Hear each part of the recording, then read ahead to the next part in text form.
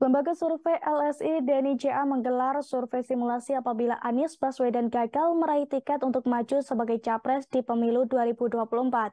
Dari simulasi tersebut disebutkan bahwa Ketua Umum Partai Gerindra Prabowo Subianto akan menang telak dari Gubernur Jawa Tengah Ganjar Pranowo, di mana hasil hitungannya Prabowo mendapat elektabilitas sebesar 50,4%. Sementara Ganjar Pranowo mendapatkan elektabilitas sebesar 43,2%, di mana artinya Prabowo menang atas Ganjar dengan selisih 7,2%. Namun dari angka tersebut, ada 6,4% responden survei masih menyatakan tidak tahu atau tidak menjawab. Adapun jika ada 3 nama dalam Pilpres yaitu Prabowo, Ganjar, dan juga Anies, maka Prabowo diproyeksi hanya unggul tipis dari Ganjar Pranowo.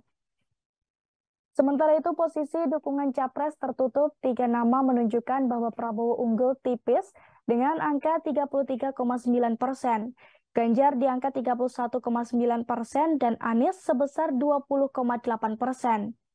Prabowo hanya unggul 2% dari Ganjar dari hasil survei capres tertutup pada 3 nama tersebut. Dilansir dari kompas.com, hal itu diungkapkan langsung oleh Direktur CPA LSI DNI.CA, Ade Mulyana dalam surveinya pada Selasa 6 Juni 2023. Ade mengatakan kemenangan untuk Prabowo terjadi lantaran migrasi pemilih Anies yang tak berimbang. Berdasarkan survei yang sama, mayoritas pendukung Anies lebih banyak berpindah ke Prabowo dibanding migrasi ke Ganjar. Totalnya mencapai 50,8% pendukung mantan Gubernur DKI Jakarta itu ke Prabowo Tribunars. Sementara itu, potensi Anies gagal mendapatkan tiket capres disebabkan oleh beberapa hal. Pertama, jika kepengurusan Partai Demokrat versi Muldoko memenangi gugatan di Mahkamah Agung atau MA, ada kemungkinan tidak lagi mengusung Anies.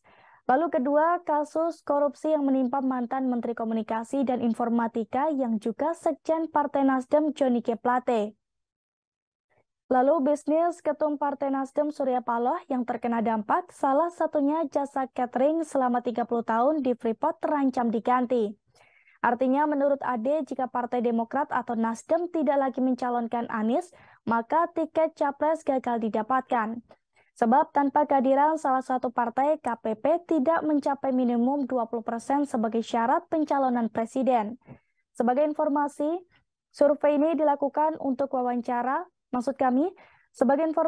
survei ini dilakukan melalui wawancara tatap muka dengan menggunakan kuesioner kepada 1.200 responden di seluruh Indonesia. Dengan 1.200 responden, margin of error sebesar 2,9% dan survei dilakukan pada tanggal 3 hingga 14 Mei 2023 lalu.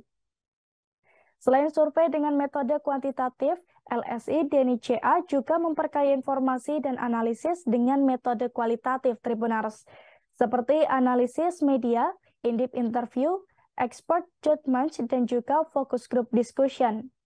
Terima kasih sudah nonton. Jangan lupa like, subscribe, dan share ya.